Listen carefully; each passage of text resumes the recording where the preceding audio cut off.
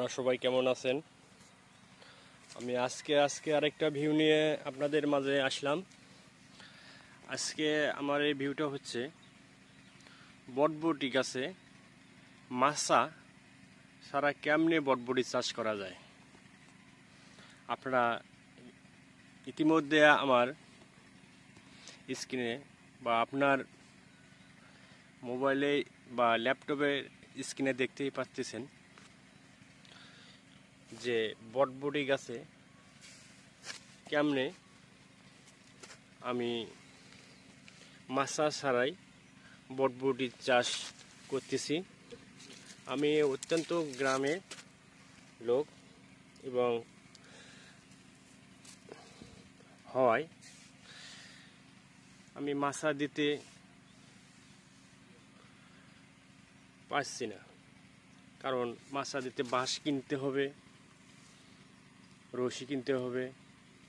তা আর্থিক সংকটের কারণে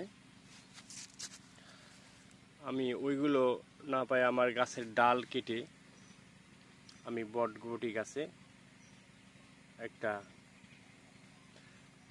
আধুনিক মাছা সৃষ্টি তৈরি করছি, যা আপনারা দেখতেই পাচ্ছেন। এগুলো আমার বটবটি গাছ। এখান থেকে ওইটা হচ্ছে বড় একটু খুঁটি, এভাবে দিয়ে দিয়ে আমি তৈরি করছি। প্রায় 10-15 দিন হয়ে গেল এটা দেওয়া। আজকে আবার নতুন করে লাগাচ্ছি, একটু আগে লাগাচ্ছি এবং মনে হলো যে আপনাদের সাথে জিনিসটা শেয়ার করি। এই যে আমার বটবটি গাছগুলো আপনি দেখতে পাচ্ছেন আস্তে আস্তে উপরে উঠতেছে।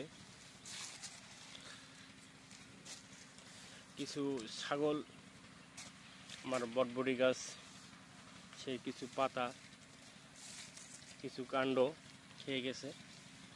এই যে বটবটি গাছে সাধারণত আপনারা পটাশ, জৈব সার, টিএসপি সার, বাংলা টিএসপি, যেটা আপনার বস্তার গায়ে বা প্যাকেটের গায়ে পতেঙ্গার লেখা দিকে কিনবেন, ওইটা অত্যন্ত ভালো। এগুলো মিক্সড করে আমি প্রথমে বীজ রোপণ করি।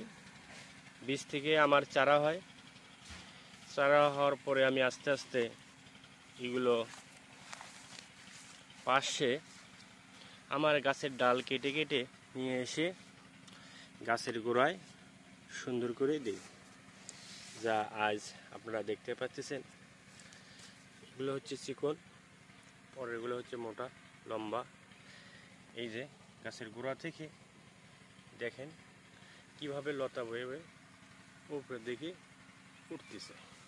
এইভাবে আস্তে আস্তে আমার এটাতে উঠবে এবং এটা হচ্ছে হাইব্রিড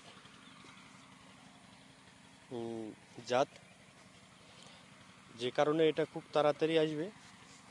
আসলে আমি আশা রাখি আবার আরেকটা ভিডিও আপনাদেরকে দেখাবো, যার মাধ্যমে আপনারা দেখতে পাবেন। এবং যারা বটবটি চাষ করতে চান তারা আগ্রহ সাথে আমার এই মাছা ছাড়াই গাছের ডাল দিয়েই কেমনে করে আমার এই ভিডিও দেখার মাধ্যমে আপনারা সুন্দরভাবে তা করতে পারবেন। বিকজ আর কথা না বাড়ে আজকে এই পর্যন্ত শেষ করতেছি। আশা রাখি সবাই ভালো সুস্থ আছেন এবং আরও সুস্থ কামনা করি। এই যে আমার খবর।